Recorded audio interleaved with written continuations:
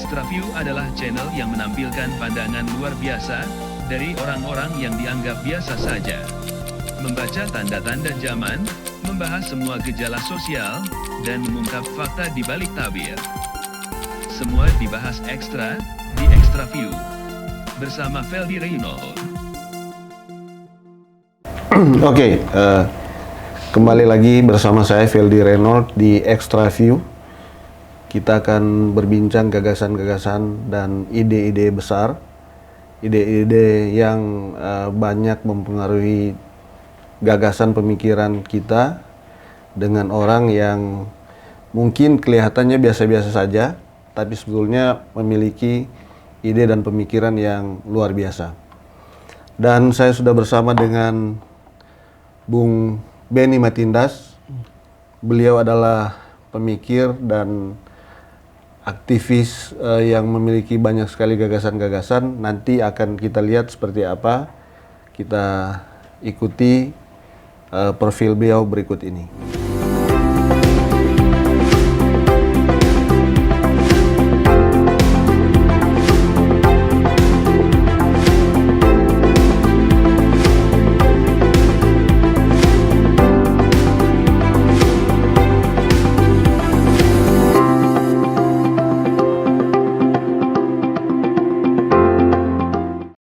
Nah, itu tadi profil beliau yang tentu akan membuka banyak sekali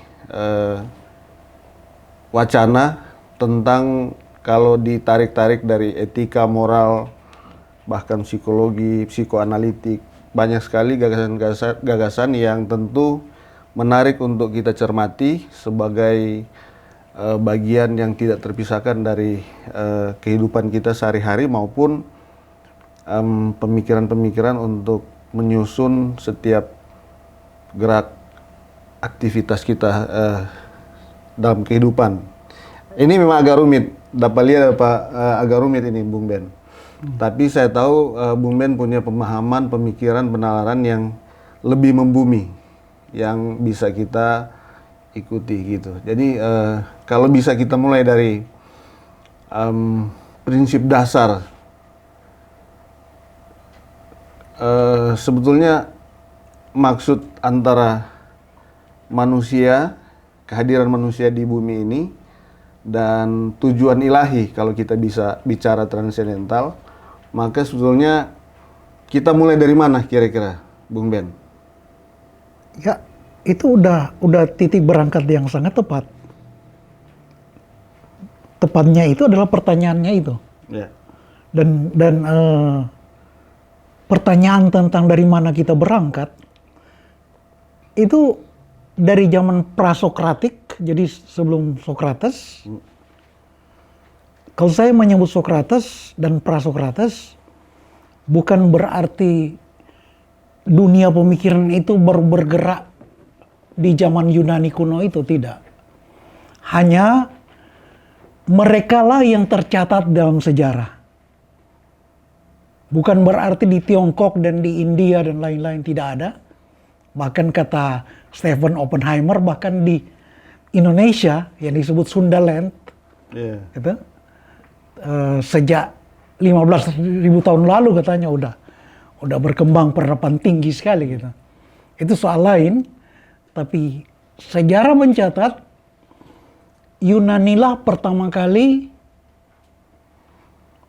orang mempertanyakan secara radikal persoalan-persoalan fundamental dari kehidupan dan keberadaan manusia. Okay. Dalam arti keterangan-keterangan dari agama yang sudah ada sebelumnya, mereka sudah sangsikan. Jadi harus diberi jawaban yang lebih rasional. Ada bukti-bukti empirik. Okay. Nah, pada waktu itu sudah berkembang pemikiran-pemikiran prasokratik untuk menjawab segala hal dengan materi sebagai basis. Dan itu masuk di akal lah. Orang berpikir dengan otak. kan sel-sel otak yang bergerak dan itu material semua. Gitu. Gitu. Kalau kita bicara itu dan ketika kemudian Plato menyapu itu seperti barang rongsokan gitu semua, bukan berarti mereka payah. Itu Thales, itu bahkan gempa bumi yang akan terjadi seabad ke awal kemudian dia udah hitung dan benar terjadi gitu. Bayangkan 2.800 tahun lalu, itu jangan salah 2.800 tahun lalu seperti apa, gitu. 100, jangan kata 150 tahun lalu, abad ke-20 awal para antropolog masih menemukan di Sumatera Utara orang-orang makan manusia dengan lahap. Bukan karena apa-apa, tapi memang begitu. Gitu. Nah, begitu juga di Jerman. Jerman itu tahun 600 Masehi masih kayak apa? Makanya kalau Anda menemukan di sejarah ada istilah barbar. Jadi peradaban Romawi diserbu oleh barbar. Itu Jerman dan Prancis itu yang dimaksud barbar. Nah, bayangin Jerman Prancis sekarang udah kayak apa? Bahkan Jerman menjadi pelopor teknologi tinggi di seluruh dunia kan di satu masa gitu. Nah, jadi balik di tadi Plato itu Sokrates. Para pemikir pra-Sokrates itu bukan itu mereka Heraklitus, Parmenides semua. Itu luar biasa. Saya kasih contoh aja teori dari Protagoras yang sampai hari ini nggak terbantahkan. Dia mengatakan bahwa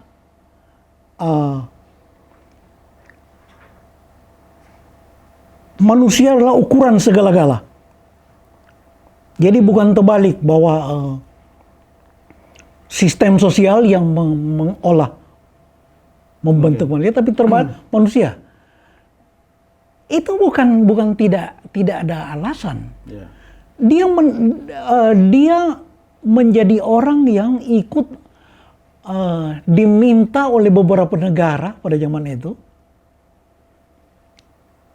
menyusun undang-undang dasar, konstitusi dari negara-negara itu, kerajaan-kerajaan kecil. Gitu. Maka dia menemukan bahwa norma-norma, ukuran-ukuran tentang benar dan salah di setiap masyarakat ternyata berbeda. Maka dia bilang bukan alam yang menentukan, ternyata manusia, suka-suka orang lah katanya gitu kan gitu. Kalau bahasa sekarang gitu. Nah, demikian hebatnya pemikiran-pemikiran para filsuf yang disebut atomis gitu.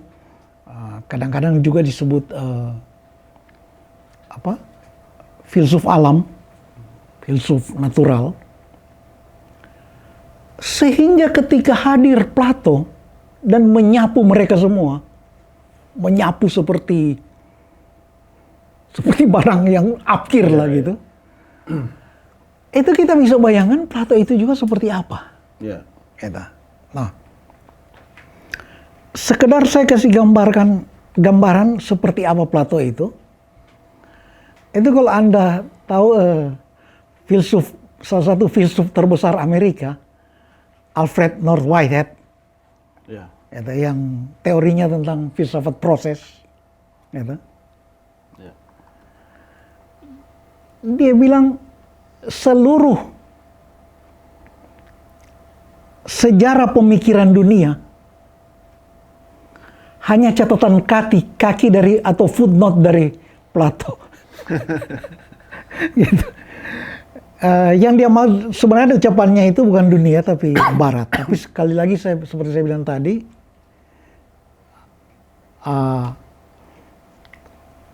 karena baratlah dalam hal ini Yunani yang merintis pemikiran-pemikiran yang sifatnya rasional dan radikal dalam arti mempertanyakan substansi yang terdalam dan ultim yang terjauh dari tujuan hidup manusia. Maka ketika dia bilang pemikiran barat, dunialah itu. Gitu. Begitu juga Profesor Shak Barsun, dia ahli pendidikan dan segala macam gitu dari Universitas Chicago. Itu Shak Barsun bilang apa? Sejauh manapun aku pergi, aku berjumpa dengan Plato yang sedang berjalan pulang. Jadi orang Manado bilang, Tombar mau pergi dia sobale. Sobale, ya. Gitu. Orang baru mau tulis dia udah baca duluan gitu. Yeah. Gitu. Dan memang luar biasa. Sampai hari ini mempengaruhi. Iya. seluruh Kalau Anda aspek, baca ya. dialog-dialog, buku-buku dialog Plato Yeah. yang ditulis 2400 tahun lalu, itu kedalamannya masih lebih jauh dari yang kita dengar hari-hari profesor dimanapun bicara-bicara hari ini di tempat kita. Gitu. Dan bukan soal dalam untuk dalam atau sengaja dirumit-rumitkan, tidak. Tapi karena itu menjawab persoalan. Gitu. Nah, Plato pada akhirnya menyimpulkan, ini yang banyak orang salah mengerti, bahwa segala yang ada bereksistensi ini, ini diri kita, gitu. Itu hanya bayangan yang tidak sempurna dari ide asli yang ada di dunia lain. Jadi ini ada yang sempurnanya di dunia lain. Ini ada aslinya kata di tempat lain. Nah, kalau kita dengar ini konyol kan? Loh, kok gitu kayak. Tapi jangan salah, Plato membangun itu bukan tanpa bukti-bukti. Saya kasih contoh begini. Dasar buku ini warna apa? Biru muda kan? Biru. Gitu. Tapi seseorang dalam keadaan nggak ada duit, dia dibayar nggak usah 1 miliar, dikasih 500.000, kau bilang itu kuning ya, gitu. Dia bilang kuning, atau dia secara eksistensial menjiwa pengecut, ditodong dengan sangkur. Kau bilang buku itu merah ya kalau ditanya, dia bilang merah. Nah, apa artinya itu? Lalu Plato menyimpulkan, ternyata yang menjawab biru muda ini adalah orang-orang yang berbicara jujur. Ya kan? Justru sebaliknya. Gitu. Iya, yang bisa mengatakan ini biru jujur. Berarti yang benar itu, kebenaran itu bukan dia bawa dari dalam kepalanya, dia bawa benar dulu. Tidak, ada yang dari luar yang umum. Coba lihat nih logika. Bukti-bukti seperti ini yang Plato gambarkan begitu. Atau contoh lain begini.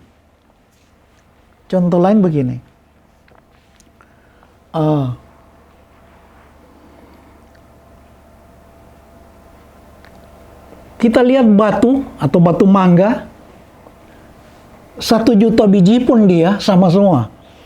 Atau kucing, atau ikan kembung, ikan tude. Itu 1000 juta ekor sama muka semua gitu kan.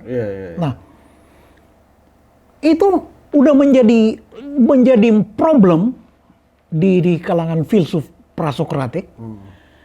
Kalau begitu ada prototipenya dong. Ada barang asli kalau dia bisa mencetak banyak begitu. Nah, atau kenapa manusia bisa memilih kata sama? Kata sama berarti apa? Ucapan sama adalah nilai atas 2 benda yang dideret, lalu manusia bilang, sama. Atau, ini lebih besar dari ini. Ini lebih kurang dari ini. Bukan karena disepakati. Iya. Artinya, di situ ada di situ ada persoalan nilai. Yang tidak tergantung dari benda itu sendiri. Bukan benda itu yang menentukan nilai itu, tapi dari saya. Nah, nilai ini ternyata ada pada semua orang sama. Oh ini lebih besar dari ini. Itu. 3 lebih besar dari 1. Plato langsung menyimpulkan, dari mana barang ini? Barang ini pasti dari luar manusia. Ada sesuatu yang universal. Ada banyak sekali bukti dalam kehidupan ini yang membuat ketika Plato menyimpulkan bahwa kita ini hanya bayang dan aslinya di sana, itu bukan kesimpulan yang terlalu mengada-ada. Kalau tentang alegori goa, pernah dengar ya? Teori Plato, itu gampang sekali dibantah. Tapi bagi saya banyak orang menggunakan itu, tapi itu bagi saya bukan itu. Yang inti dari Plato itu yang saya jelaskan tadi. Dari mana argumen bahwa itu sama, itu lebih besar, itu lebih indah, itu lebih benar, itu lebih baik. Itu tidak melekat pada objek-objek. Itu ada. Tapi dilekatkan. Manusia yang lekatkan ke objek itu. Tapi manusia ini dapat dari mana? Sedangkan dia cuma objek. Yeah. Dan ketika itu ada penilaian itu ada juga pada manusia lain. Yeah. Berarti ini bukan dari milik orang itu. Ini katanya dari tempat lain. Nah, jadi sejauh itu Plato berbicara bahwa dasar segala-gala adalah ide. Yeah. Bahwa kemudian teori Plato ini mempengaruhi agama-agama Samawi dan agama-agama merasa lebih diperkokoh secara filosofis. Kepercayaan mereka tentang sorga, adanya dunia sorga gitu. Itu soal lain dan saya tidak. Bahkan sekelompok ada orang juga yang mencantol atau menjadikan rujukan misalnya di konteks dunia ide sebetulnya menurut Plato bahwa hidup ini kan hanya aksesoris, apa yang kita pakai yang semuanya ini sebetulnya ketika kita tanggalkan itu sebenarnya semua manusia berada pada titik yang sama gitu. Lalu kemudian akhirnya ya mungkin disitulah rujukan tentang pertarungan kelas dan sebagainya, Marx dan sebagainya. Betul, semua meletakkan dasar. Ini ya betul. Jadi memang bicara Plato kita udah bicara tentang dasar segala-gala. Gitu. Walaupun kita harus menggunakan tahu istilah-istilah yang digunakan. Misalnya ketika Plato menggunakan kata eros.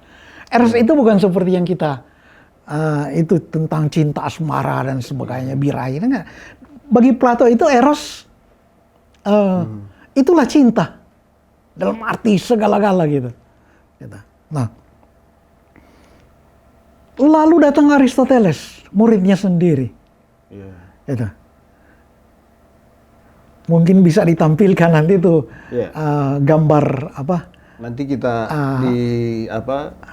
Atlas of Athena. Itu tuh Raffaello karya. Di mana semua Pythagoras, semua ilmuwan ada situ, Deukles apa segala. Lalu di titik sentral itu Plato dan Aristoteles yang sedang berdebat, di mana tangan Plato menunjuk ke langit, sementara jari Aristoteles menunjuk ke bumi gitu, mendaratkan ke bumi. Nah, Aristoteles mengatakan, dan luar biasa dijelaskan itu. Kalau hari ini, kalau saya jelaskan tentang Aristoteles, langsung aja. Jadi Aristoteles bilang bahwa tidak ada kebenaran-kebenaran abstrak yang dari tempat lain. Kebenaran itu diekstrak dari kondisi-kondisi real. Jadi itu dalam teori biasa disebut itu dalam ilmu epistemologi, filsafat pengetahuan itu disebut induksi. Induksi. Jadi ada kondisi real, lalu ditarik. Berdasarkan itu dia telaah objektifnya, ditarik ekstraknya, itulah abstrak. Abstrak itulah teori. Itulah kebenaran. Tinggal diterapkan pada kondisi yang lain. Pada saat itu disebut deduksi. mendeduksikannya ke mempraktekkan ke tempat lain. Nah, kalau saya menjelaskan Aristoteles itu, hari ini orang ngerasa cuma begitu. Tidak. Mengapa kita rasa biasa sekali pemikiran Aristoteles itu? Karena sejak dia menampilkan pemikiran itu, langsung orang merasa, wih benar. Maka langsung menjadi pola pikir semua manusia. Sehingga kita merasa biasa sekali Aristoteles. Tidak eksotik Derrida misalnya. Tidak eksotik Heidegger misalnya. Sehingga orang kadang-kadang suka. Di 3 nama itu pun Plato, Socrates, Aristoteles, orang masih lebih mengingat Socrates, Plato misalnya. Ya. Padahal Aristoteles itu jelas sekali semua. Gitu. Matematika. Gitu. Nah, kalau dijelaskan sekarang, sekali lagi saya bilang, orang merasa alah biasa sekali nih Aristoteles. Tapi pada zamannya itu dia merevolusi pemikiran Prasokrates dan Plato. Itu dia sapu bersih. Padahal dua itu udah bahkan dikukuhkan oleh agama-agama. Tidak gampang gitu. Itu yang Aristoteles capai waktu itu. Kritik dia terhadap Plato itu indah sekali. Kritik dia terhadap gurunya sendiri itu hebat. Dia bilang begini, kalau substansi ini ada di dunia lain, artinya terpisah. Jadi esensi dari ini ada terpisah dari ini. Esensi diri saya terpisah dari ini. Oleh Socrates, oleh Aristoteles dia menggunakan contoh Socrates. Kalau esensi dari seorang Socrates ada terpisah dari diri Socrates, itu, maka berarti pada esensi yang kita datangi di tempat lain itu kita harus cari lagi esensinya. Perhatikan ya. Ini ada esensinya di sini. Karena dia esensi, maka orang harus cari mana dasarnya lagi. Dan itu kata Aristoteles, itu tiada berhingga. Itu indah sekali labrakan. Sekali dia pukul gurunya itu selesai. Dengan dia jelaskan teori itu. Iya. Artinya esensi itu, nah, berangkat dari dasar satu materialisme, satu idealisme ini, katakanlah Plato mewakili idealisme, Aristoteles mewakili materialisme, satu mewakili rasionalisme, satu mewakili empirisme, seluruh dunia diwarnai sampai hari ini. Apapun, kita mau bicara apapun, udah terjawab di sini, gitu. Enggak, banyak sekali, gitu. Saya kasih contoh begini, sebelum kita masuk, mungkin Pak Veldi udah ingin masuk ke hal-hal yang lebih praktis, tapi saya kasih contoh misalnya tentang Kierkegaard. Soren Kierkegaard.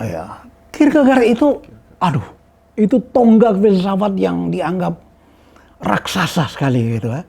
Eksistensialisme ya.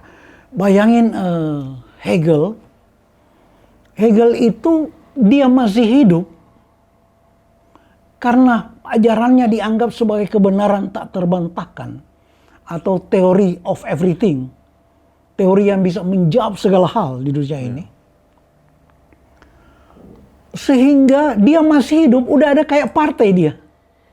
Jadi tadinya ada sekumpulan dokter berhimpun membuat satu organisasi yang Hegel gitu. Tapi kemudian saking berpengaruh, banyak orang masuk, termasuk Marx masih mahasiswa udah jadi anggota barang itu kan gitu. Nah,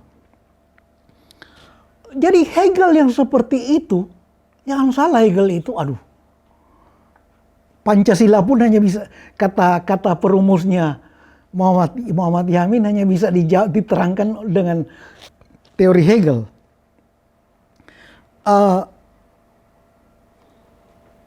Hegel itu waktu dia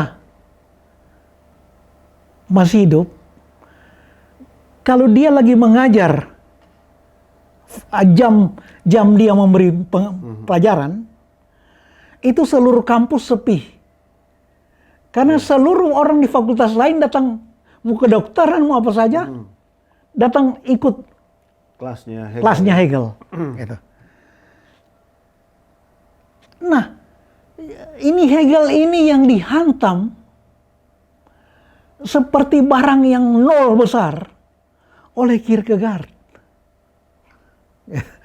Nah, dan Kierkegaard menjelaskan bahwa semua yang kita pelajari, yang selama ini kita bilang hakikat, kebenaran yang tak terbantahkan, itu Kierkegaard bilang itu tidak ada dasar semua itu. Kebenaran ditentukan oleh kondisi konkret setiap individu. Dan Kierkegaard menjelaskan secara detail dengan lengkap dengan contoh-contoh sejarah bahwa dunia tidak pernah dimajukan oleh paham-paham, tapi oleh individu-individu yang hebat. Gitu. Nah, seperti itu kurang lebih, tetapi yang saya mau katakan bahwa seperti tidak salah apa yang dikatakan oleh ekonom John Maynard Keynes bahwa pada akhirnya ide-idelah yang menentukan jalannya sejarah kehidupan. Ide-idelah dan tidak lain yang mengerahkan orang berperang. Ide-idelah yang mengatur rakyat mau kelaparan atau makmur. Gitu. Ya kurang lebih saya mau gambarkan latar belakang bahwa apabila hari ini kita masih belenggu oleh segala permasalahan, tidak bisa lain artinya adalah kita belum membereskan ide-ide dasar kita sendiri. Itu. Oke. Wah.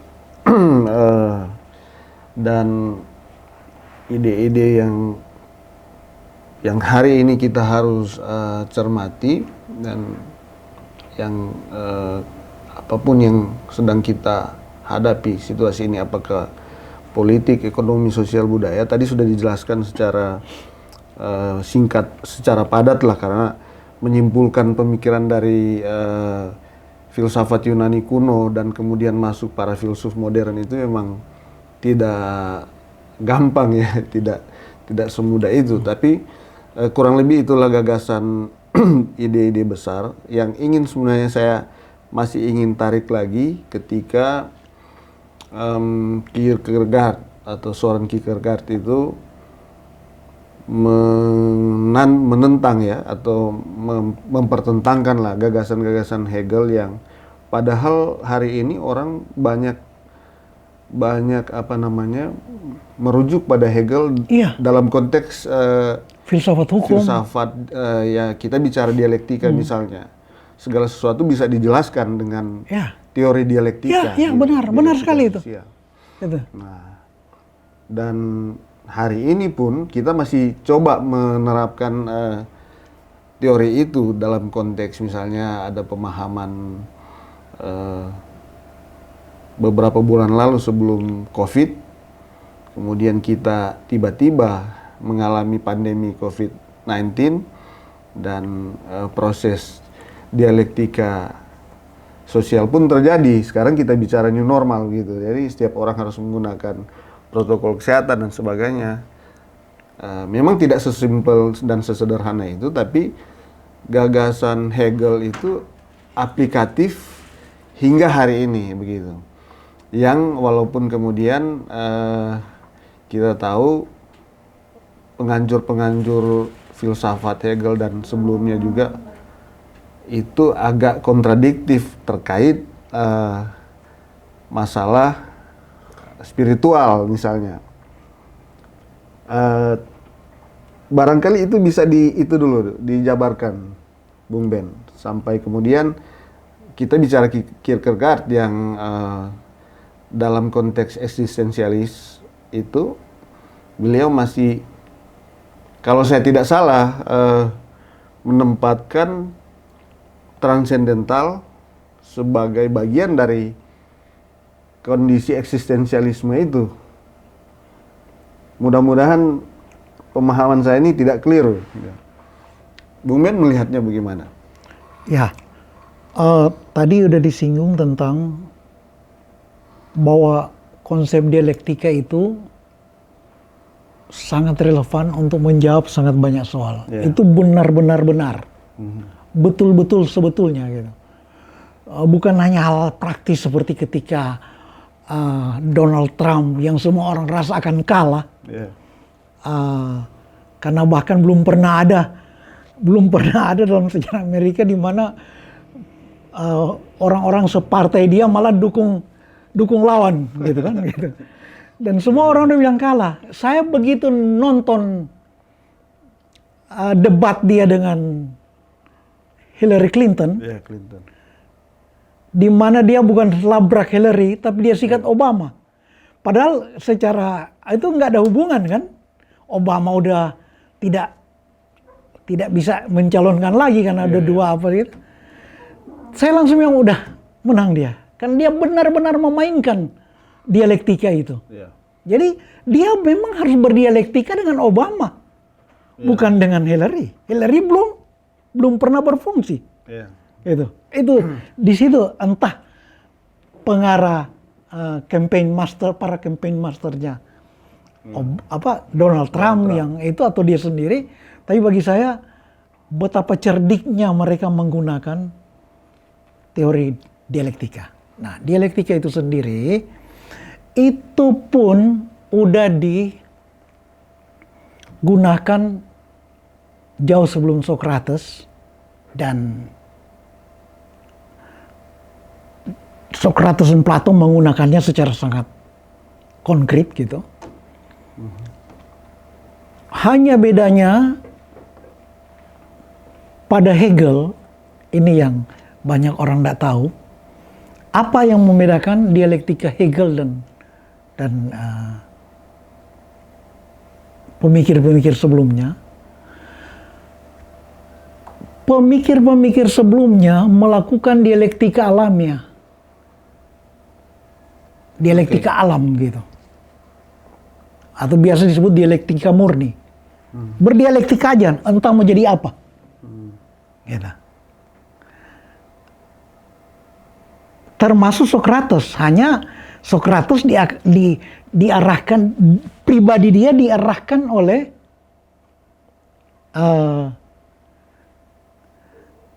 kebijaksanaan dia sendiri.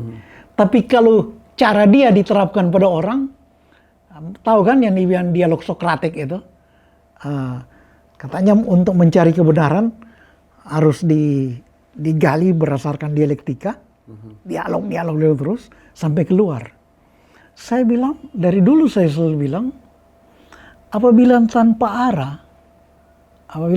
arah, pencarian yang paling benar kita kupas, kritik, apa yang terjadi sisa? Bayi. Dan itu bukan kebenaran. Kalau seluruh kultural kita, persepsi kita kita buang, atau yang Sigmund Freud bilang trauma-trauma yang membuat kita neurosis, itu kita singkirkan, yang tersisa apa? Yang murni, seorang bayi, dan kita tidak mau kan itu. Tidak, kita bukan ke situ. Gitu. Ini ya, enggak apa-apa kalau saya balik singgung sedikit. Inilah yang kenapa dalam konsep Kristen itu benar dia menggunakan istilah suci itu murni. Jadi suci itu bukan barang kosong bebas hama. Tapi murni artinya dikembalikan pada kodrat ciptaan di mana makhluk itu berintensi pada kasih sayang. Itu yang dipulihkan, yang Kristus ingin pulihkan gitu. Bukan kita dikosongkan. Kalau kosong apa? Apa yang disebut jati diri? Ketika kita buang semua, yang sifatnya kultur, yang sifatnya persepsi-persepsi keliru, halusinasi, ideologi-ideologi sesat, kita buang semua gitu. Tersisa bayi. Dan bukan itu kan yang kita cari. Tapi ada satu kemurnian. Nah, jadi dalam dialektika itu, kelebihan Hegel adalah dia membuat dialektika itu memiliki arah. Walaupun arah ini oleh dia disebut ya Tuhan. Hegel sendiri menghindari kata itu, tapi kita tahu Hegel ini kan orang yang sangat itu dia bahkan menulis renungan harian. Kayak itu renungan rohani harian gitu.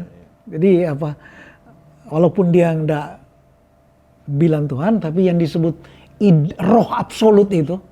Jadi semua akan mengarah pada roh absolut. Itu Hegel maksud Tuhan. Nah, dialektika ini kalau ikut Hegel, maka bahkan Hegel sendiri masih hidup, dia adalah penganut monarkisme. Artinya dia menganut sistem dinasti, bukan demokratis.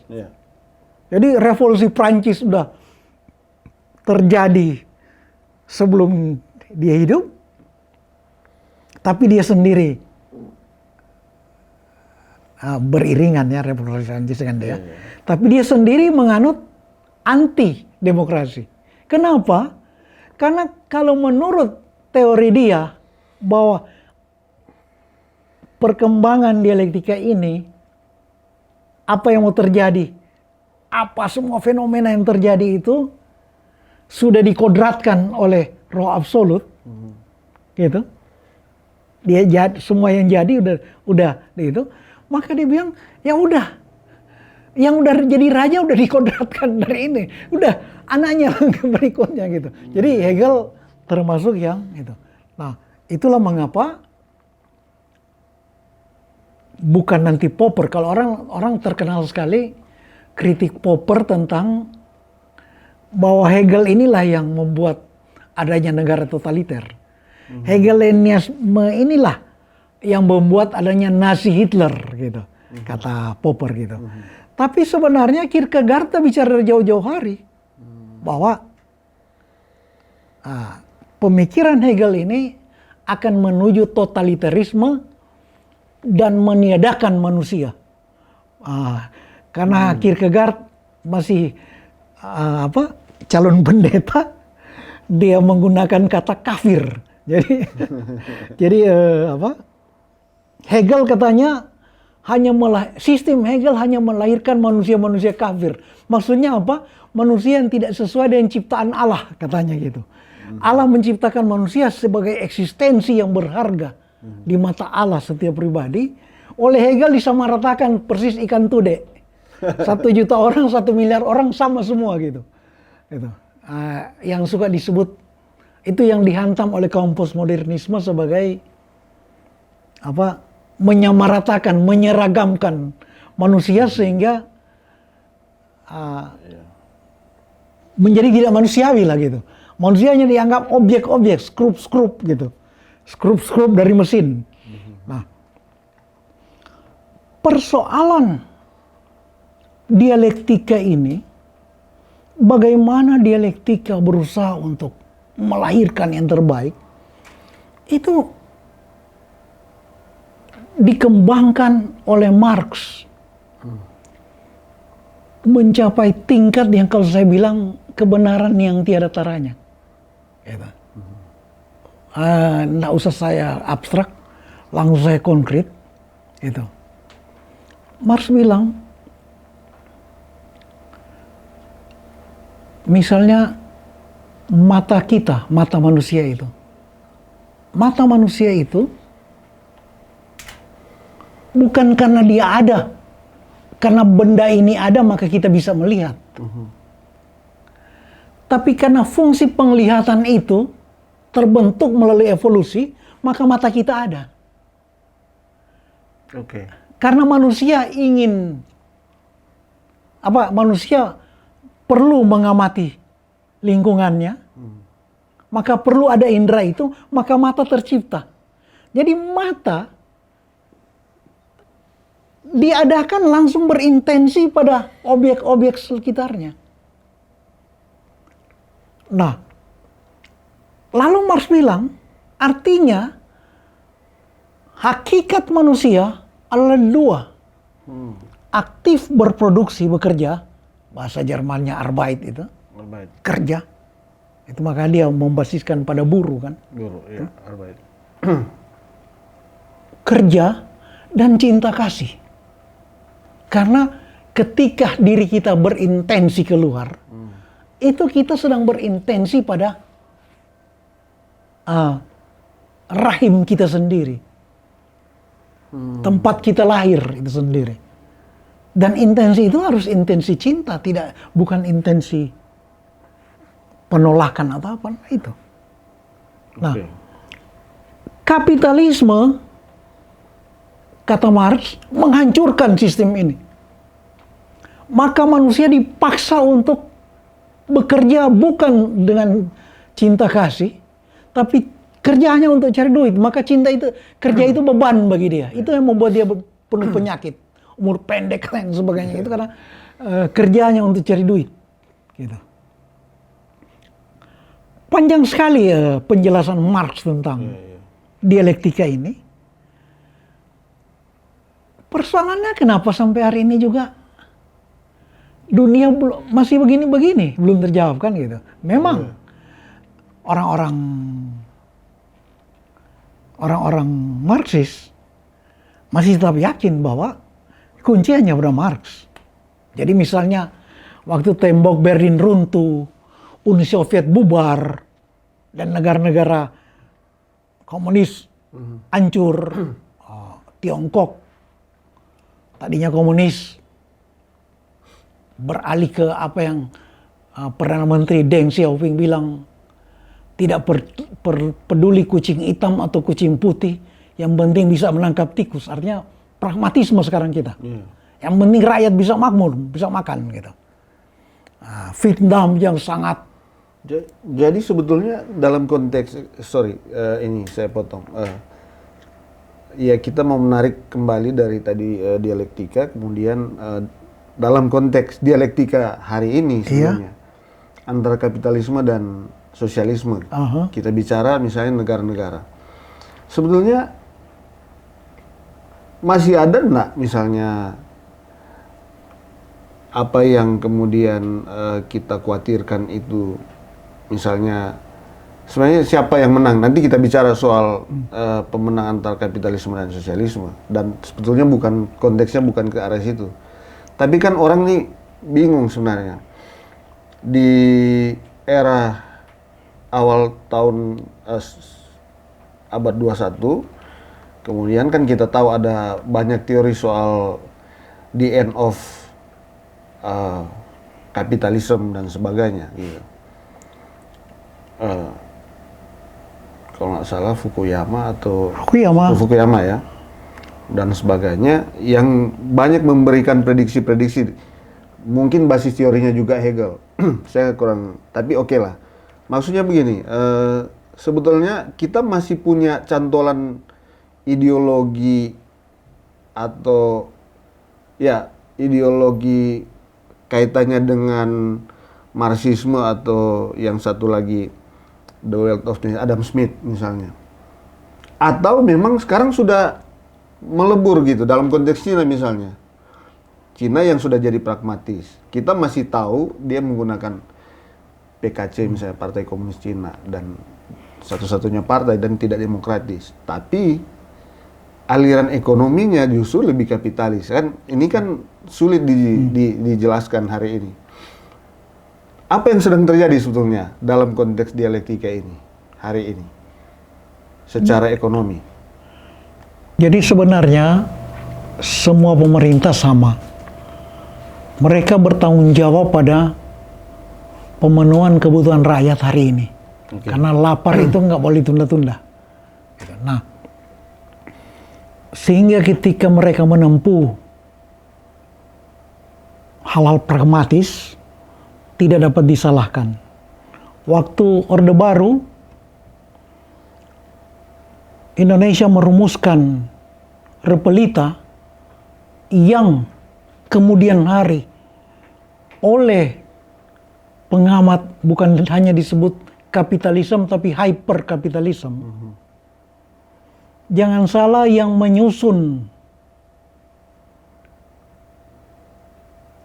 Repelita itu, ya di samping Ali Murtopo tentu saja, itu tim dari PSI, Partai Sosialis Indonesia, dan bagian yang paling kiri. Jadi bukan Sumitro. Sumitro waktu itu nanti datang kemudian, tapi itu dari awal ada Profesor Sarbini dan sebagainya gitu. Dan itu bagian yang paling kiri gitu, dari sayap sosialisme. Tapi yang itu ternyata hal yang kapitalisme juga. Gitu. Waktu Kwi Kian Gi jadi Menteri Ekonomi dan Ketua Bappenasnya Presiden Megawati, mereka berharap kan, namanya PDI berarti mesti partainya Bung Karno kan, Soekarnois. Tapi apa yang dianggap sebagai prestasi hari pertama dari Kwi Kian Gi adalah dia berhasil menelpon dan nego dengan IMF. Itu prestasi di hari pertama kan. Nah, jadi itu hal-hal pragmatis. Tetapi kemudian selalu orang akan menjawab yang Socrates bilang, hanya orang gila yang bisa melangkah tanpa dia yakin tentang langkahnya. Atau dalam bahasa kalimat dia sendiri, hidup yang tidak dipertanyakan adalah hidup yang tidak berarti, gitu kan, tidak berharga. Gitu. Jadi orang tetap hanya mempertanyakan. Nah, Tiongkok yang udah begitu kapitalis, tapi dalam Kongres Partai Komunis terakhir, itu presiden dia, itu Lin mengumumkan rekomitmen mereka terhadap Marxisme dan Konfusiusme. Karena sudah begitulah, ketika kita lagi terdesak, kita pragmatis, manusia itu. Ketika kita udah cukup merasa beres di makanan, ingin kembali jadi manusia normal. Nah, manusia normal itu ya mempertanyakan. Dia hanya orang gila yang bisa berjalan melakukan sesuatu tanpa dia pertanyakan. Gitu. Dan pertanyaan itu selalu mendasar ideologi. Gitu. Nah, tentang kalau pertanyaan itu mau ditanya, bentuk pertanyaan itu mau dibahasakan yang lain, misalnya mengatakan, apakah masih relevan kita bicara ideologi Marxisme dan itu? Itu seperti yang selalu diulang-ulang oleh banyak ahli yang bahkan bukan Marxis. Mereka bilang adalah sulit membayangkan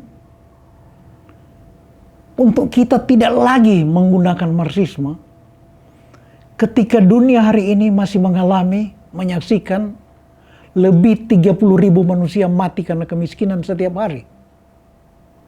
Gitu. Ada 30.000 nyawa melayang. 16 juta anak-anak mati setiap tahun karena kekurangan gizi. Padahal tanpa sistem negara-negara, binatang pun bisa makan, apalagi manusia yang berakal. Sistem yang udah membuat salah. Gitu kan? Nah itu sehingga mereka bilang, loh, Marxis masih butuh, masih relevan gitu. Selalu orang berpikir begitu. Jadi kayak waktu krisis finansial global 2008 sampai 2010 yang mulai dari Amerika ke menyerempet kemana-mana. Orang semua bicara tentang berakhirnya kapitalisme. Wah, kapitalisme.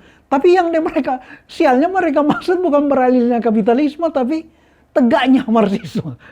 Ini jadi balik di ideologi terus gitu. Cara-cara berpikir ideologis. Padahal seperti yang saya yakini, mungkin banyak orang udah sering baca tulisan saya, bahwa ideologisme itulah salah satu celaka dalam peradaban kita. Itu kita menghadirkan segala sesuatu secara ideologis. NKRI harga mati, gitu kan? Gitu. Yeah. Itu ideologi. Karena sistem negara kesatuan itu hanya manajemen negara. Dan manajemen selalu disusun. Semua ahli manajemen tahu bahwa manajemen itu rancang bangunnya disusun sesuai kebutuhan pragmatis pada saat itu. Gitu. Nah,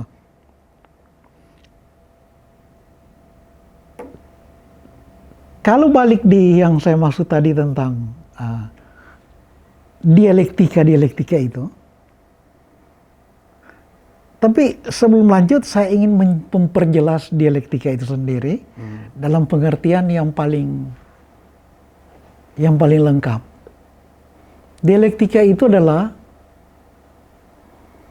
segala sesuatu secara alamiah akan mengalami perkembangan karena dia ditantang oleh kondisi-kondisi eksternal yang tidak sesuai dengan internalnya. Atau dalam bahasa Hegel,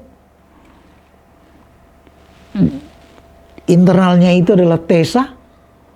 Selalu dia mengalami tantangan oleh antitesa yang berbeda. Saya ingin makan gado-gado, tapi yang ada hanya sate kambing, maka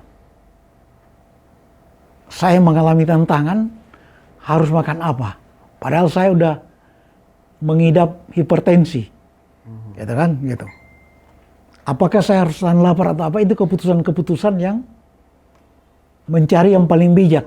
Nah, paduan inilah sintesa, gitu kan? Nah, yang terlibat di dalam proses dialektika ini adalah seluruh diri saya dan seluruh lingkungan saya. Gitu. Artinya, kalau istilah dari salah satu filsuf dialektika, Joseph Dietzgen namanya, orang Amerika, Joseph Dietzgen, itu dia mengatakan buah nangka itu atau buah melon itu, dia menjadi seperti itu bukan hanya karena sistem dalam pohon dia, genetik dia dan akar-akar yang mengambil itu. Tapi sampai angin dan cuaca yang mempengaruhi dia itu melahirkan melon itu. Membuat melon itu seperti, pohon itu seperti yang kita lihat. Termasuk daun-daunnya. Jadi kuping saya seperti ini bukan hanya karena DNA yang saya bawa dari sebelum lahir. Tapi dalam perkembangan. Faktor eksternal. Iya. Kalau istilah paling seksi itu ungkapan dari Engels, Friedrich Engels yang orang suka bilang Rasul Paulusnya. Jadi kalau Marx katanya Kristus, dia Rasul Paulusnya gitu. Rasulnya ada Marx gitu. Engels bilang itu tangan kita yang kita lihat hari ini itu bukan biologis, itu kultur. Budaya kita yang bikin tangan kita jadi begini. Jadi Homo sapiens kita waktu pertama kali bukan seperti ini tangan kita. Kita menjadi bagian dari lincah apa ini ada karena kultur. Jadi manusia menciptakan kultur, budaya itu adalah diciptakan manusia, itu kan makanya disebut budidaya. Dibedakan dengan alam. Jadi serigala yang sudah dibudidayakan menjadi anjing jinak. Ikan nila itu budidaya. Tapi kalau dia di sungai itu alam. Ketika kita urus dia udah. Gitu. Nah, budaya itu manusia yang bikin. Tapi budaya itu membuat manusia juga. Kita dibentuk oleh itu. Buktinya apa? Salah satu. Makan itu budaya kita. Menu-menu. Dan kita terbentuk oleh diri ini. Oh ya, oke, itu. Gimana selanjutnya? Iya, dan ini menarik karena dialektika itu kan banyak, tadi dibilang banyak menjelaskan banyak hal ya.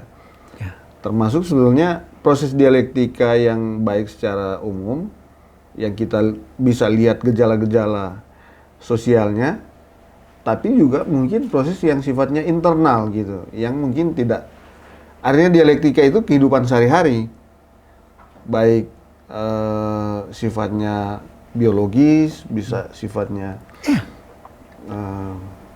dan karena itu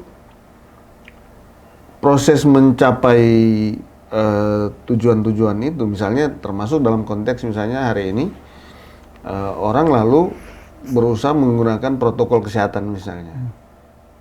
Kita melihat ini ada proses dialektika menuju ke arah situ. Gitu. Tepat sekali. Tepat sekali. Jadi harus disadarkan bahwa kita udah masuk alam baru. Hasil dari proses dialektika. Dan kita berdialektika di sini. Jangan kira ini pandemi ini seperti hanya kayak model lalu dia akan berlalu dan enggak, dia menyadar, makanya dia merevolusi sangat banyak soal, termasuk agama. Gitu. Jadi ada apa di sini? Gitu. Nah, pertama-tama kita harus lihat bahwa tentang hakikat dari normal. Oke. Itu. Hakikat dari apa yang kita sebut alamiah yang benar gitu. Saya selalu ingin membawa pada istilah. Genre dari COVID ini kan genre ya. Dia kan spesies. Spesies COVID-19 gitu. Tapi genrenya itu adalah, genre paling umumnya itu adalah virus yang merupakan mikroorganisme patogenik. Oke. Nah, mari kita bedah ini. Mikroorganisme, kita tahu mikronya itu lawan dari makro. Mikro itu kecil, ada organisme besar. Kayak banteng, kura-kura, manusia itu mikroorganisme besar. Tapi ini mikroorganisme kecil-kecil yang bahkan mesti pakai mikroskop yang berdaya tinggi baru bisa kelihatan gitu kan. Gitu. Tapi dia adalah organisme. Lalu apakah organisme itu? Itu dijelaskan oleh Aristoteles secara sangat-sangat jelas. Gitu. Bahwa dalam proses dialektika itu sebenarnya kalau hari ini kita jelaskan tentang teori Aristoteles ini udah makin mudah karena sudah ditemukannya fisika kuantum, mekanika kuantum. Yang menjelaskan bahwa partikel dasar segala sesuatu itu adalah bersifat sekaligus materi dan gelombang. Itu. Dan itu Einstein juga dijelaskan kan itu. Massa, energi. Sama MC kuadrat. Iya. Nah. Dan sedemikian dahsyatnya energi yang ada dalam partikel-partikel itu, sehingga itulah yang dengan jeniusnya Einstein mengirim surat kepada Presiden Harry Truman Amerika. Dia bilang, Coba aja batu nuklir, tuh atom dibelah. Kita lokalisir tuh tenaga itu. Hasilnya cuma 2 butir dilepas. Hiroshima dan Nagasaki rata. Gitu. Jadi balik di tadi, Aristoteles sudah menjelaskan bahwa dia pakai bahasa Yunani itu, hile dan morphe. Morphe itu yang sampai sekarang masih digunakan morph, bentuk, morph, gitu. Apa? Morph ya, morphe. Gitu. Hile itu, hile itu materi, morphe itu bentuk. Segala sesuatu itu hanya terdiri dari 2 itu dan dibangun oleh 2 itu. Ini lagi. Bisakah Anda membayangkan materi ini tanpa bentuknya? Nggak ada. Dia hadir dengan bentuk. Bahkan apabila kita buang ini, kita tuangkan nih air itu kita lihat itu udah dengan bentuk. Kita nggak bisa bayangkan H2O itu kayak apa. Ya. Gitu. Atau Aristoteles sendiri suka menggunakan segitiga. Bisakah kita membayangkan satu bentuk segitiga tanpa bentuk itu sendiri? Ya. Gitu. Nah, kita selalu melihat segala sesuatu dengan bentuk. Nah, jadi materi itu dan bentuk seperti apa? Massa dan energi, seperti partikel dan gelombang, materi dan gelombang, itu menyatu dari awal. Nah, pasangan ini berkembang terus-menerus sampai terbentuklah organisme. Dan itu sangat kuat karena dia melalui miliaran tahun.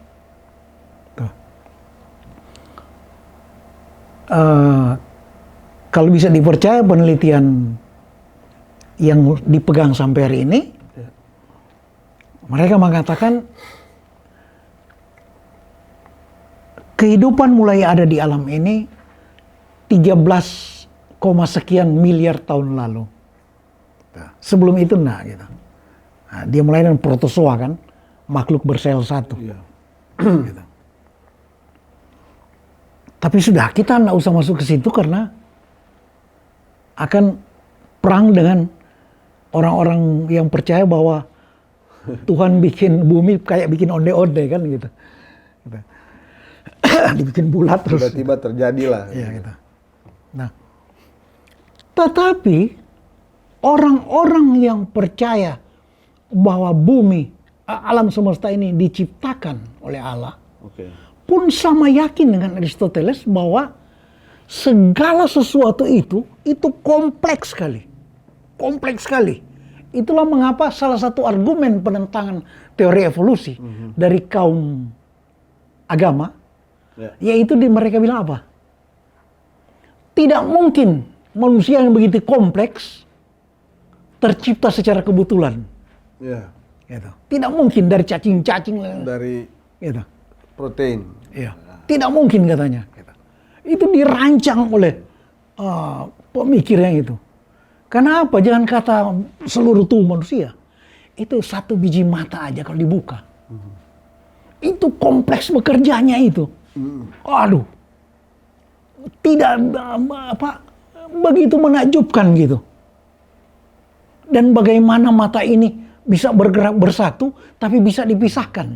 Artinya kalau mata Anda satu rusak, satu bisa bekerja dengan normal. Gitu. Itu dan yang begitu-begitu. Nah, pendek kata, baik evolusionis maupun percaya genesis penciptaan, percaya bahwa ini kompleks. Jadi kehidupan itu, kata organ itu, organisme itu, organ itu alat. alat. Alat apakah organisme kita? Alat dari jiwa kita. Oke. Kata Aristoteles. Nah, organisme itu, baik organisme manusia, kecoa, cicak, semut, COVID, dan sebagainya itu, virus, itu satu organisasi, alat yang dihidupkan secara sangat kuat. Maka mudah sekali kita mempertanyakan, loh, kalau begitu organisme itu begitu kuat untuk kehidupan, lalu kenapa ada patogen? Sifatnya patogen. Artinya apa? Ada campur tangan eksternal atas perkembangan dari organisme-organisme ini. Bukan ada orang yang utak-atik, tidak. Yang dimaksud ini adalah pola hidup yang tidak benar dari manusia itu mempengaruhi seluruh alam. Maka pernah dengar istilah deep ekologi, ekologi dalam, yang bahkan sudah tidak bisa dibedakan dengan teologi. Itu jelas sekali bahwa makhluk hidup ini dirancang tersistem semua. Jadi apabila ada deviasi, dalam hal ini sifat patogen, yang sampai berlawanan frontal dengan prinsip organisme, itu yang mengapa saya bilang tadi, kata organisme, mikroorganisme patogen, itu adalah antinonim, kata, istilah, yang memiliki pertentangan di dalam dirinya sendiri. Untuk kehidupan kok dia sekarang mengarah pada pembunuhan. Ada destruktif, destruction. Jadi kalau kita bicara tentang kenormalan, itu kenormalan itu. Tetapi dengan fakta bahwa kita sedang hidup dengan COVID, maka itu yang saya setuju Jokowi, istilah Jokowi berdamai. Memang bukan kita angkat bendera putih berdamai dengan dia, tidak. Tapi kita hidup damai dengan memperhatikan apa yang disebut protokol-protokol itu. Tentu saja protokol yang paling kasat mata itu pakai masker, jaga jarak, cuci tangan. Tetapi protokol-protokol yang membuat kita normal itu adalah kehidupan kembali menjadi manusia sejati yang hidup dengan pikiran-pikiran yang benar. Jangan terlalu hidup dengan sepele gitu. Itu. Maka seluruh kenormalan kita dipulihkan. Gitu. Itu yang disebut normal. Nah,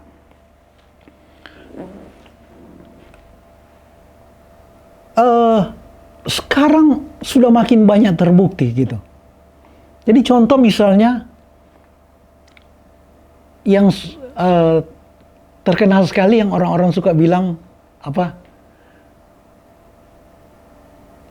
apoptosis. Apoptosis itu adalah penemuan mutakhir bahwa dalam diri orang dewasa setiap hari ada berjumlah miliaran sel bunuh diri. Ini sel bunuh diri. Gitu. Ini miliaran.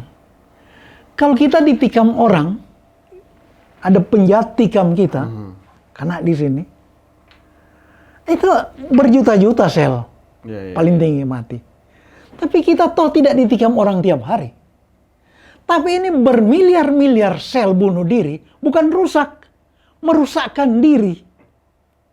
Self-destruction. Ya, tepat sekali. Dan bermiliar jumlahnya. Setiap hari? Iya. Dan anehnya, makin jelas sekali, ketika yang harus bunuh diri nggak mati, dialah yang jadi kanker. Jadi kanker itu. Itu apoptosis itu.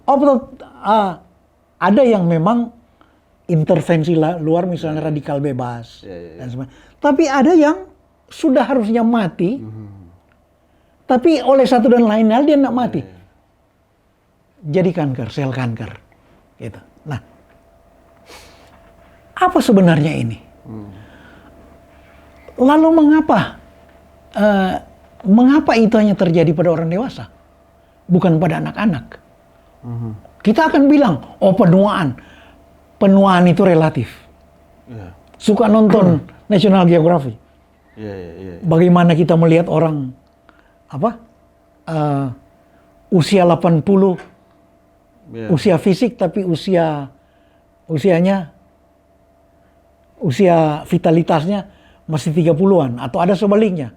Masih 40 udah 80. Gitu. Itu semua apa sih? Itu faktor-faktor yang dari dalam mempengaruhi sel-sel kita, gitu. Tetapi dari dulu orang udah tahu ini, gitu. Dari dulu orang tahu. Buka Mazmur, Amsal, Salomo segala jelas sekali tentang soal hati yang gembira adalah gitu. obat itu. Psikosomatik dan sebagainya itu. Tapi ini lebih dalam dari persoalan itu. Apa itu adalah bukan sekedar gembira, tapi dikembalikan pada hakikat. Kembalikan pada hakikat organisme. Gitu. Nah, apa itu hakikat organisme itu? Panjang sekali, tapi saya langsung aja kasih kuncinya itu bagaimana kita mengaktifasi kembali nurani kita. Apa itu nurani? Conscience. Unik sekali dalam bahasa Eropa.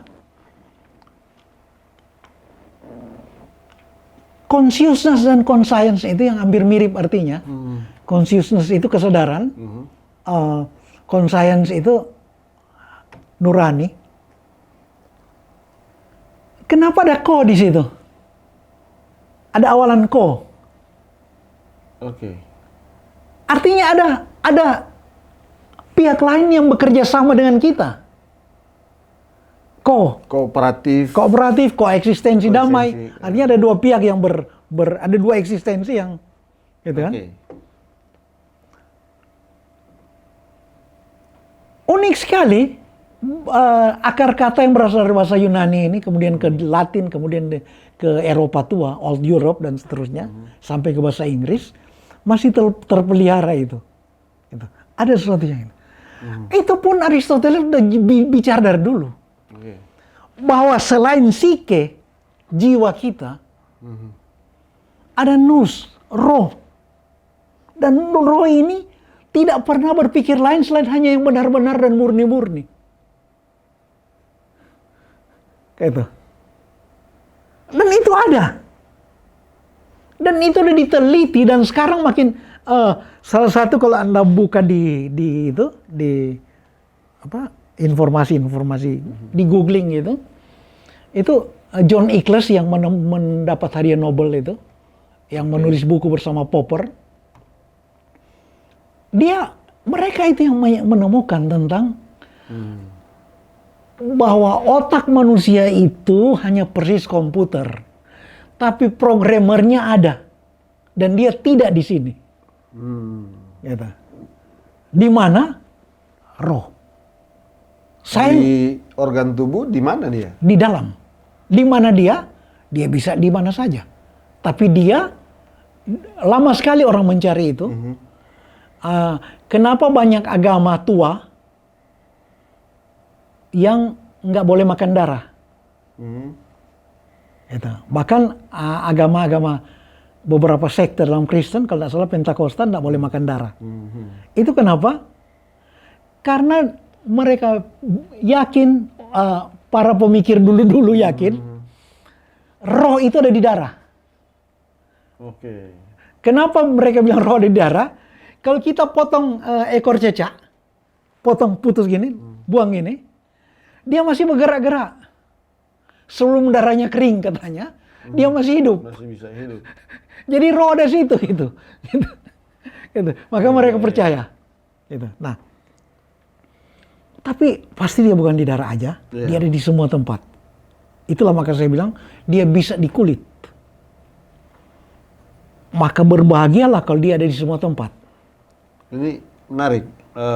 Ini konteksnya mikroorganisme, kita sudah sedikit singgung soal COVID.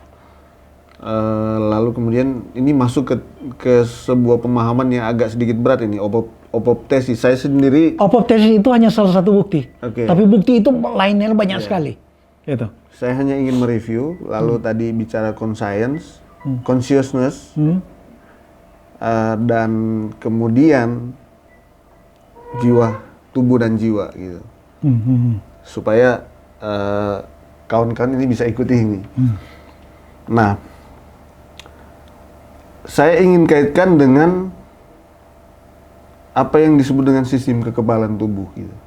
Kira-kira ada hubungan nggak itu misalnya? Jelas Artinya sekali. begini, ya betul. Ini kan bicara COVID ini nanti barangkali kita akan juga banyak mengulas beberapa faktor lain nanti ya. Misalnya, benarkah COVID-19 ini atau coronavirus ini ada? Ini sebuah pendapat lain yang sekarang malah sedang ribut dan bahkan dihubung-hubungkan dengan teori konspirasi. Tapi ya kita ingin tuntaskan dulu di masalah nurani yang sebetulnya bagian tak terpisahkan dari organ tubuh. Iya. Nah, Dialah yang mengarahkan seluruh dialektika, dialah yang mengarahkan seluruh proses evolusi. oke. Kenapa di hutan-hutan belantara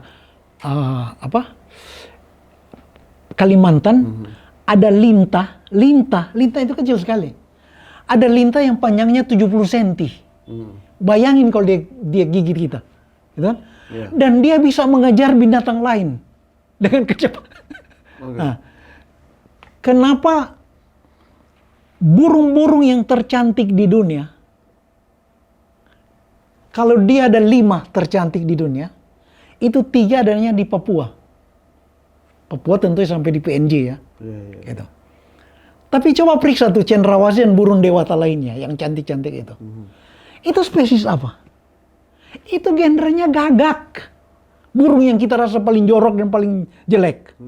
Gagak. Itu Spesiesnya ya. genre. Dia Oke. spesies dari itu. Makanya paruhnya masih tetap gagak. Burung gagak. Gitu. Bukan itu yang disebut burung pemakan bangkai segala macam. Lain, itu kondor, el kondor. Nah, ini yang maksudnya adalah di sini adalah ini burung-burung tercantik di Papua, di dunia lah mereka. Artinya apa? Ada satu evolusi. Evolusi itu diarahkan pada yang selalu yang terbaik. Nah, kalau ditanya tentang imunitas tubuh, imunitas itu jangan kita berpikir sebagai terutama dia adalah organ ataupun zat-zat kimiawi yang diproduk oleh organ. Seperti ketika pankreas memproduk insulin. Tidak. Bukan ya? Imunitas itu yang terutama adalah sistem menyeluruh, sistem. Dan yang organ-organ itu hanya produk dia. Itulah mengapa Ken Deispert menemukan bukan saja kekebalan tubuh, tapi kemampuan manusia untuk keluar dari penyakit yang udah mencekam dia dan membuat dia punya daya hidup yang itu bahkan ada di sekujur tulang belakang, kemudian diteliti lagi ada di kulit. Oke. Jadi dia barang itu bukan ya dia memang melembaga menjadi bentuk ada organ dan ada sel kimia. Sama dengan ketika kita marah, ada organ-organ sumber kemarahan yang berperan lalu memproduksi sel kimia, Maka kita sedih atau marah atau cinta, itu sel kimia yang bekerja. Gitu. Tetapi itu hanya efek dari sistem kita. Dan sistem kita itu diarahkan oleh nurani. Gitu. Nah, oke. Dalam konteks kembali lagi COVID, menurut statistik 90% yang terkena COVID itu adalah orang tua yang meninggal ya. Semua bisa terkena termasuk anak-anak. Tapi kemudian yang tidak bisa survive karena imunitas tubuhnya itu tidak mampu melawan COVID-19 itu lebih banyak berada di usia. Di Italia misalnya yang 100.000 itu, saya lupa, mungkin datanya sekarang sudah berbeda, termasuk di Amerika, di usianya di atas 70 tahun. Ada kaitan nggak dengan yang kita bahas ini? Begini, tentang orang yang 80 tahun kemudian sembuh, survive dari COVID, itu tentu saja adalah data-data istimewa. Tetapi istimewanya itu kita nggak boleh bilang anomali. Istimewa ya, tapi anomali bukan. Kenapa? Jadi kalau balik di paradigma yang saya gunakan itu, orang menjadi rentan untuk terinfeksi, dan ketika terinfeksi dia kalah, dalam arti mati,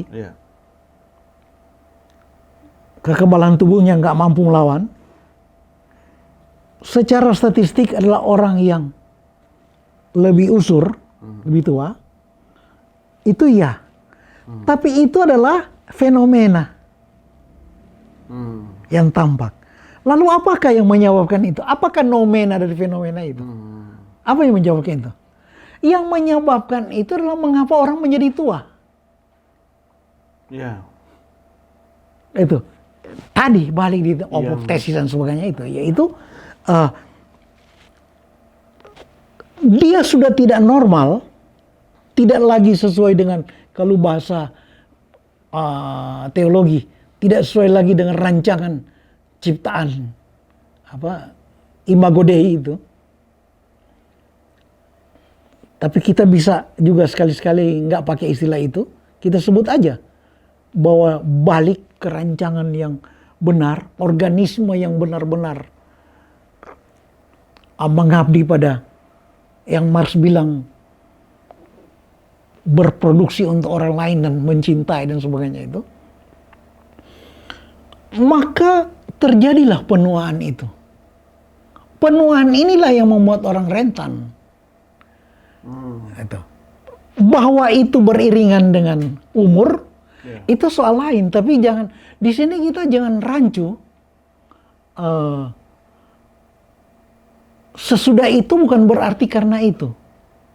Adanya itu bukan berarti karena dialah penyebabnya. Begini, ayam berkokok, sesudah ayam berkokok matahari terbit.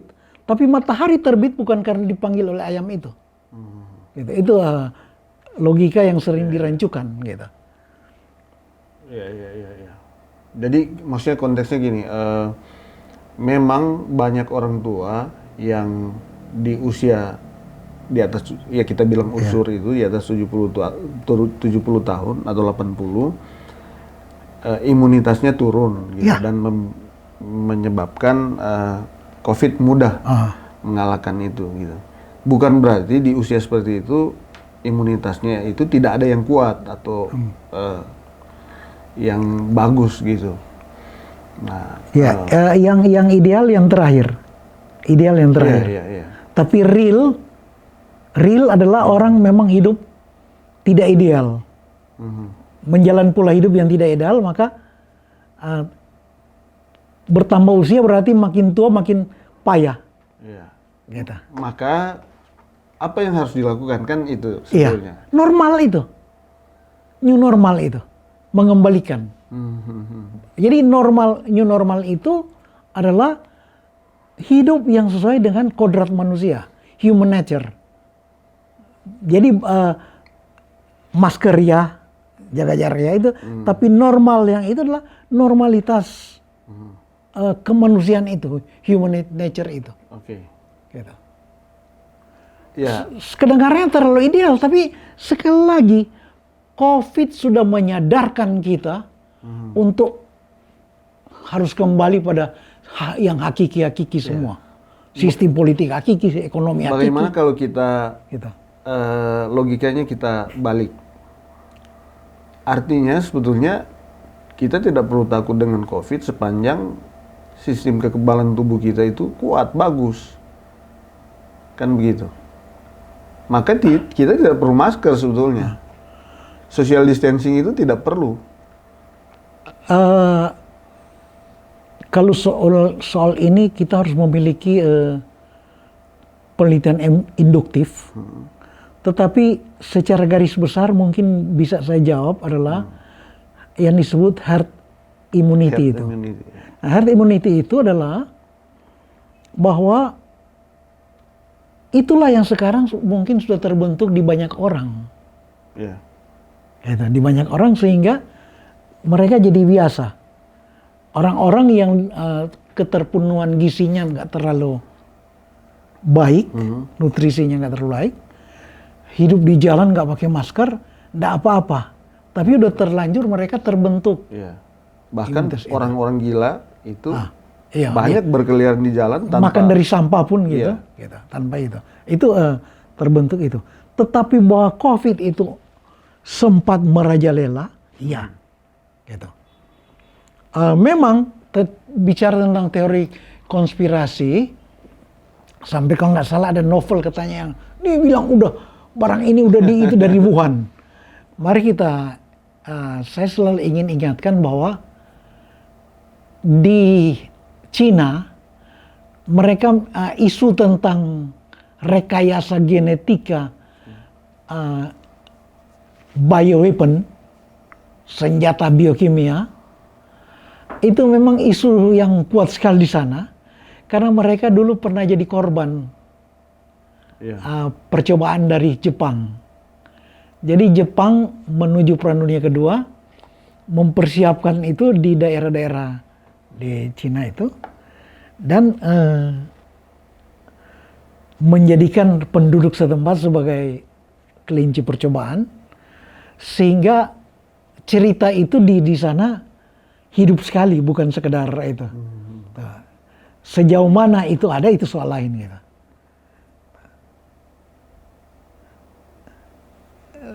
Saya juga dikirimi itu sejumlah ahli, katanya ahli medicine berkumpul di Washington untuk mengatakan bahwa orang-orang yang mati selama ini bukan karena COVID, tapi karena penyakit-penyakit lain dan sebagainya. Gitu. Tapi fakta bahwa setidaknya pada bulan-bulan kemarin itu COVID merajalela dan dia menghancurkan paru-paru itu cerita yang real ya. Gitu. Walaupun kemudian kita kan harus bergerak bahwa ada fakta-fakta itu, dan apapun teori-teori yang ada, kenyataan bahwa memang korban berjatuhan sampai hari ini itu terjadi. Hanya bagaimana kemudian mengambil langkah yang lebih tepat nih kan. Ini misalnya memilih, problem hari ini kan adalah bagaimana memilih skala prioritas. Apakah prioritas pada memerangi COVID atau memulihkan ekonomi? Karena ini dua hal dalam konteks hari ini. Orang akan pikir ada orang yang merasa ya saya lebih baik mati COVID. Artinya dua-dua juga akan menyebabkan serba dilematis, ada risiko. Gitu. Makanya kemudian kita sekarang pemerintah Indonesia mencoba melakukan apa yang disebut dengan pemulihan ekonomi nasional. Nah, dalam konteks, artinya begini, ini bisa dijabarkan enggak secara filosofi begitu? Keputusan-keputusan apa yang harus diambil? menghadapi kondisi real ini? Kira-kira. Pertama, di mana-mana ekonomi itu bergerak sekarang karena stimulus kan. Iya. Gitu. Nah, yang penting pengawasan terhadap stimulus itu. Karena bahkan dalam suasana tidak ini kan seperti darurat bencana kan gitu. Dalam suasana normal biasa yang tidak bencana, stimulus itu sering jatuh pada tempat yang keliru. Kedua, bahkan lebih dini lagi,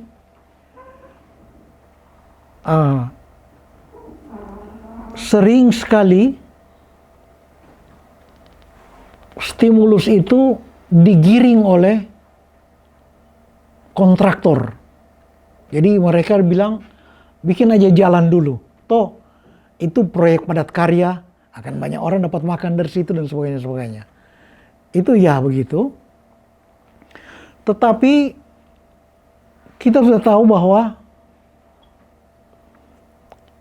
skenario ekonomi yang dimulai dari stimulus ini baik berupa kredit murah maupun pemberian proyek pekerjaan umum, lalu dari situ terbentuk apa yang dalam teori ekonomi dibilang multiplier effect dan sebagainya dan seterusnya. Sudah terbukti dari dulu skenario ini tidak seperti itu. Bahkan tanpa bencana-bencana sudah terbukti bahwa kalau dalam teori umum Keynes itu, general teorinya, curah dana atau stimulus itu demi mencipta demand sehingga merangsang produksi, dianggap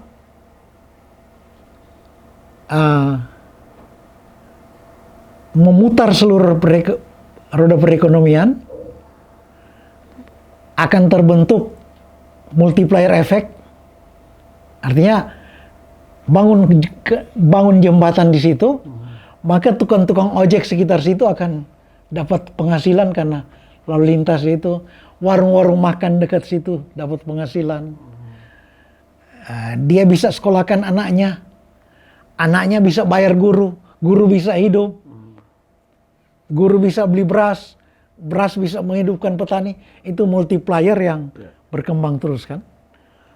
Berdasarkan itu kan Keynes yakin bahwa kita bisa berutang dari mana saja, termasuk dari masa depan.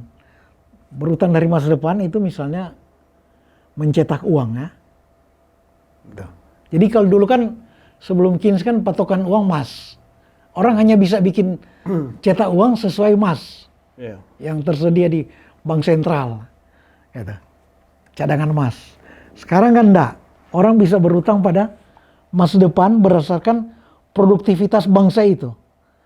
Kalau Sri Mulyani atau Darmin Nasution bisa hitung berapa tahun depan kita bisa begini, jangan takut cetak sekarang. Cetak, dia akan kembali baik sebagai bunga pinjaman maupun sebagai pajak. Kembali kejenuhan pasar, tapi inflasi. Jadi kalau Keynes membayangkan inflasi itu adalah risiko demi full employment, demi orang bisa pengangguran berkurang, orang bisa bekerja semua, enggak apa-apa biar inflasi. Nanti tarik ulang tuh uang, bikin mahal ulang tuh kredit bunga bank. Jadi berkurang inflasi kan, jadi duit jadi mahal lagi kan, orang jadi nggak ambur duit. Tapi ternyata yang terjadi apa? Inflasi tinggi, pengangguran tinggi. Atau dalam dalam bahasa ekonomi slumflation, slum pengangguran, kemiskinan merajalela dan inflasi juga tinggi. Ternyata itu bukan dua yang either or. Bukan dua yang either or apa? Ternyata sama-sama and bergabung gitu. Apa ini? Artinya saya mau bilang bahwa pemulihan ekonomi yang selama ini hanya bertumpu pada stimulus dan memang tidak ada lain selain stimulus, tetapi harus benar-benar dipikirkan baik-baik apa. Nah, apa itu? Sebenarnya balik di tadi. Kenapa uang diambur tapi tidak tercipta multiplier? Kreativitas masyarakat. Inflasi itu terjadi karena apa? Inflasi itu terjadi karena apa? Itu karena orang berbondong-bondong karena dia tidak kreatif, dia hanya ikut apa yang orang lain bikin. Kehancuran ekonomi Minahasa, Kopra, Cingkea itu kan monokultur. Gara-gara monokultur. Dia jadi satu harga jadi rendah sekali dan tidak bisa dimarah.